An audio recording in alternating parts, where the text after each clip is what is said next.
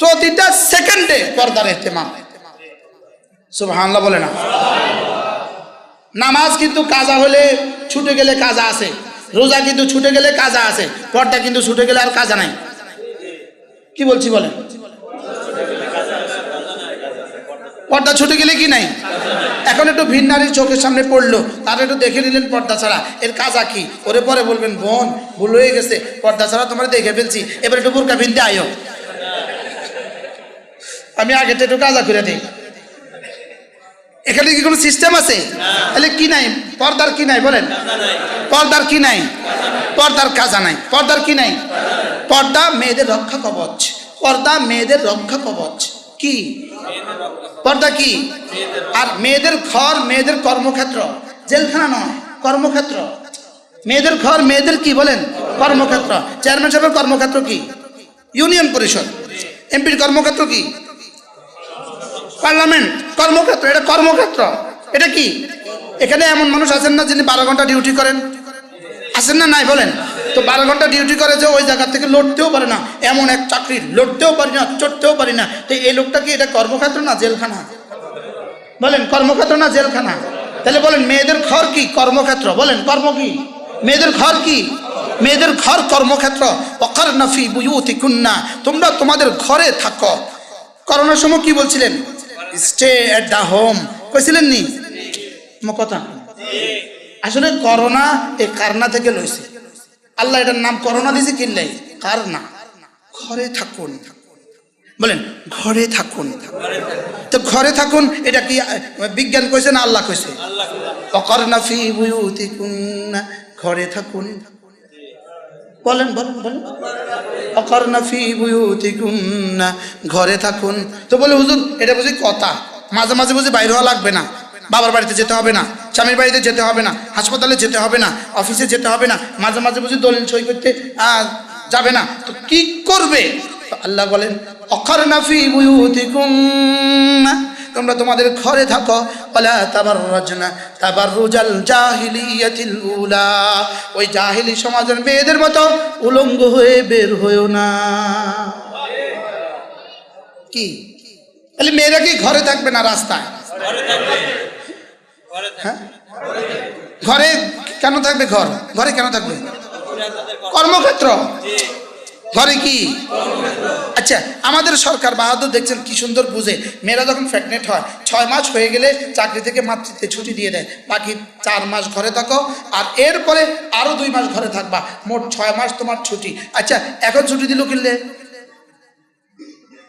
কথা কন, ঘরে থাকতে দিছে কি না বলেন না? হ্যাঁ, কিনলে ঘরে থাকতে দিছে।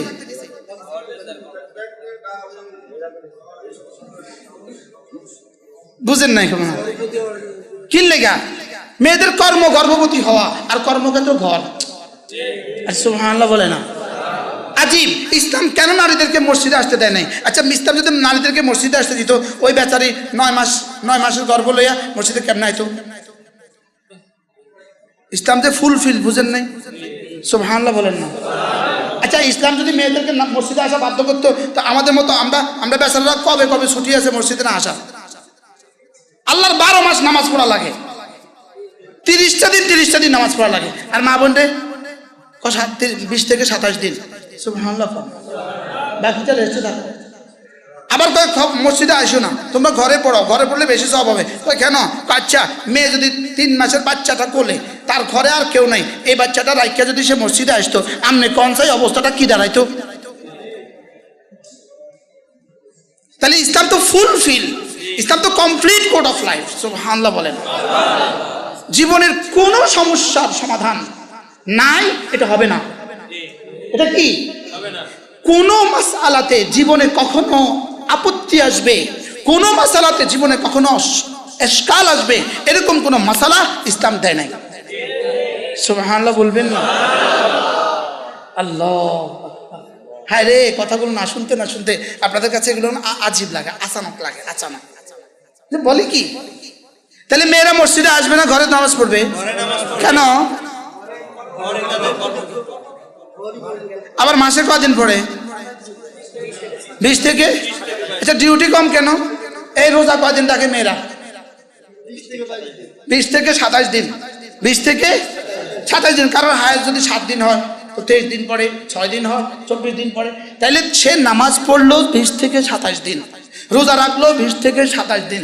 আমরা বেচারারা এত কষ্ট করে মসজিদে আসতে হয়, সে ঘরে নামাজ পড়বে। কিন্তু মজার বিষয় হলো পুরস্কারের বেলায় জান্নাতে যাবো আমগো 500 বছর আগে। সুবহানাল্লাহ।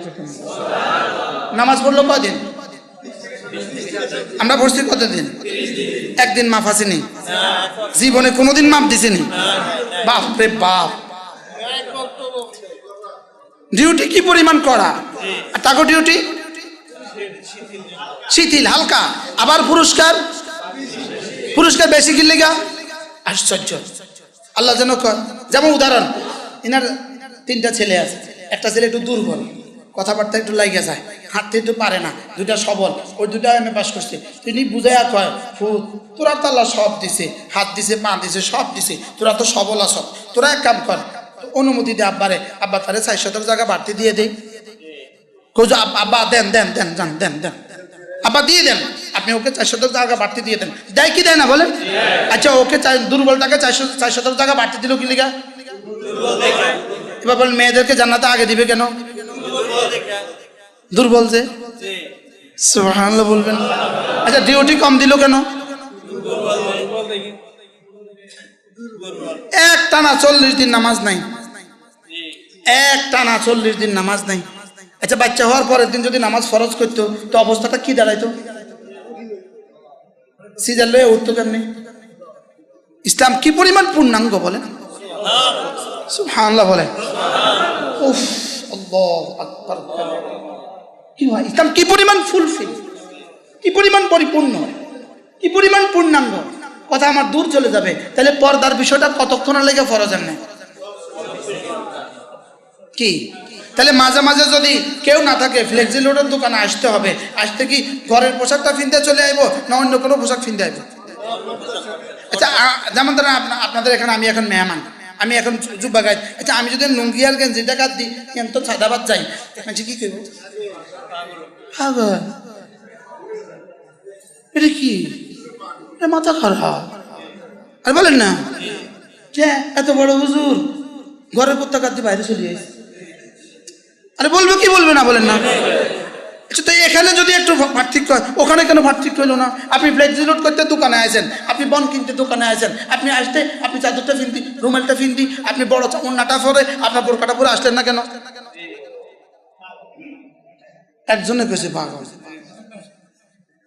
বুঝাইতে পারলাম না। আপনার কেউ কেন যে লুঙ্গি ফিনতি এখন সাদাবাদ যাবেন, 500 টাকা দিলে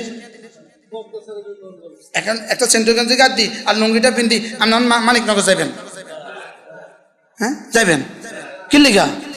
এটা বুঝি কথা। ঘরের পোশাক রাস্তা ফিনতে কেমন? তো আমরা ঘরের পোশাক রাস্তা ফিনতে রাস্তা বাইরেছেন কা? এরকম পাগল দেশে আছে না নাই বলেন? হ্যাঁ, না জানি কালকে আমার বিরুদ্ধে কি লেখা শুরু করে দেয়। হ্যাঁ, আকারনা ফি বুয়ুতিকুন্না ওয়ালা তাবাররাজনা তাবাররুজাল জাহিলিয়াতিল উলা কুল লিল মুমিনাত। হ্যাঁ হ্যাঁ, না না, ওই আয়াত কুল লিনসাই, কুল লিল, না না না, ইউদনিনা জালাবিবিহিন্না কুল ইয়া আইয়ুহান নাবিয়্যু কুল লিআজওয়াজিক ওয়া বানাতিক ওয়া নিসাইল মুমিনিন। আল্লাহ তাআলা বলেন, হাবিব আপনার স্ত্রীদেরকে আপনি বলে দিন, আপনার মেয়েদেরকে আপনি বলে দিন, আর সমস্ত মুমিনিনদের বিবিকে আপনি বলে দিন। সুবহানাল্লাহ বলেন না? কাকে কাকে বলে দিন? আপনার বিবিদেরকে আপনি বলে দিন। 2 নম্বর আপনার মেয়েদেরকে আপনি বলে দেন। 3 নম্বর আপনি মুশতাকুন নবীর বিবিকেও আপনি বলে দেন। সুবহানাল্লাহ বলবেন না? রাকিব ভাইয়ের বিবিকেও আপনি বলে দেন, নেসারের বিবিকেও আপনি বলে দেন। কার কারটা পড়ে না এর মধ্যে? ইয়া আইয়ুহান নাবিয়্যু কুল লিআজওয়াজিক ওয়া বানাতিক ওয়া নিসাইল মুমিনিন ইউদনিনা আলাইহিন্না মিন জালাবিবিহিন্না, ওরা যেন ওদের চেহারার উপরে, ওদের বুকের উপরে একটা কাপড় ঢেলে দেয়। উফ, কি পরিমাণ পূর্ণাঙ্গ ইসলাম। ইউদনিনা আলাইহিন্না, হযরত আব্দুল্লাহ ইবনে মাসউদ রাদিয়াল্লাহু তাআলা এই আয়াতের তাফসীর বুঝাতে গিয়ে বলেছেন, আছে রুমাল টুমাল কিছু একটা আছে, জানামাজটা দেন না, দেখাই দিই একটা জানামাজ দেন।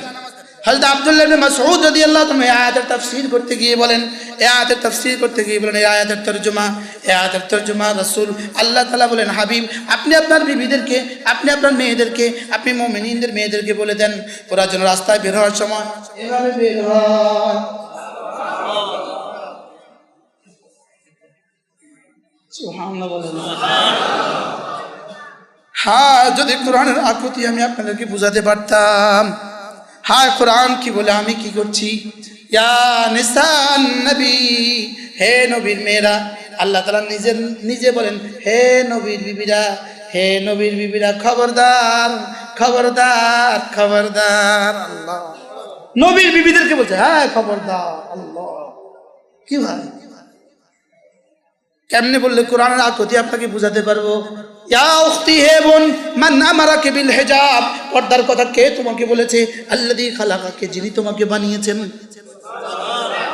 যিনি তোমাকে বানিয়েছেন তিনি বলেছেন তোমার পর্দার কথা, তিনি বলেছেন তোমাকে পর্দায় থাকতে, তিনি বলেছেন। যিনি তোমাকে বানিয়েছেন, কে বানিয়েছে? যিনি তোমাকে বানিয়েছেন তিনি বলে দিয়েছেন, মান আমারাকে বিল হিজাব, কে পর্দার কথা আদেশ করেছে? আল্লাযী খালাকাকে, যিনি তোমাকে বানিয়েছেন মানুষ হিসাবে, যিনি তোমাকে বড় করেছেন তিনি বলেছেন, যিনি তোমাকে সৌন্দর্য দিয়েছেন তিনি বলেছেন, যিনি তোমাকে বিয়ে দিয়েছেন তিনি বলেছেন, যিনি তোমাকে সন্তান দিয়েছেন তিনি বলেছেন, যিনি তোমাকে মা বানিয়েছেন তিনি বলেছেন, যিনি তোমাকে নানি আর দাদি বানিয়েছেন তিনি বলেছেন, যার হাতে তোমার সুখের চাবি তিনি বলেছেন, যার হাতে তোমার দুনিয়া তিনি বলেছেন, যার হাতে তোমার আখিরাত তিনি বলেছেন। তুমি রাস্তায় বের হওয়ার সময় তোমার বুকে আর তোমার মুখে চাপ পর্দা ঢেলে দাও। কে বলেছে? কে? আচ্ছা, এই মেয়েটা যদি এরকম একটা হেজাব পরে যদি ফ্লেক্সি রোড নিতে আসতো, তার কি কি ক্ষতি হইতো? হ্যাঁ, বাটার বন কিনতে আসতো, গোল বন কিনতে আসতো, তো এরকম একটা পর্দা লাগায় তার কি কি অসুবিধা হইতো? আচ্ছা, এটা যে খুলে আসছে, এবার তার কি কি সুবিধা হয়েছে? হ্যাঁ বলেন, পর্দা করলে কি কি অসুবিধা ছিল, আর পর্দা ছেড়ে দিয়ে তার কি কি সুবিধা হয়েছে? কোন একটা সুবিধা বলেন না, কেউ দাঁড়ায় বলেন হুজুর এই সুবিধা হয়েছে। আল্লাহর কসম, রব যেটা বলেছেন এটাই সুবিধা। রবেরটা বাদ দিয়ে কোনোদিন সুবিধা হয় না। আল্লাহটা বাদ দিয়ে কি হয় না? সুবিধা হয় না। আল্লাহটা বাদ দিয়ে কি হয় না? সুবিধা হয় না।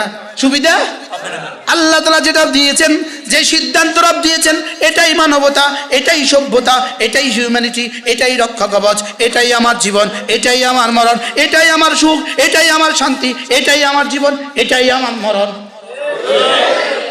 আর এর বিপরীতে যত যাবা তত অশান্তি, যত যাবা তত অশান্তি। আমি কি বুঝাইতে পারছি আপনাদেরকে? রাগ করছেন কেউ? আমার প্রতিদিনের জিম্মাদারি কয়টা?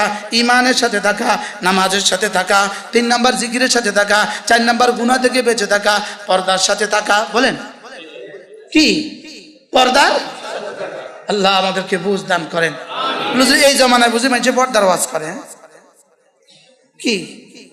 আমার যদি জিগায় তোর যে তুই যে মানিকনগর গেলি, রাস্তাটা দিয়ে এই দৃশ্য দেখতে দেখতে গেলি, তুই যে কিছু কইলি না, ঘটনাটা কি? তুই যদি মিডিয়া ওয়াজ করে চলে আসিস কি?